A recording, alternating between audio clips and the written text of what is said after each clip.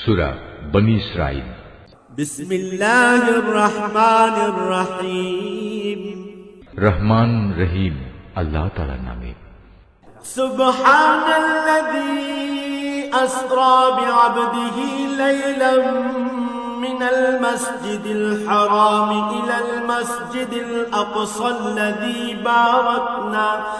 الذي باركنا حوله لنريه من آياتنا إنه هو السميع البصير।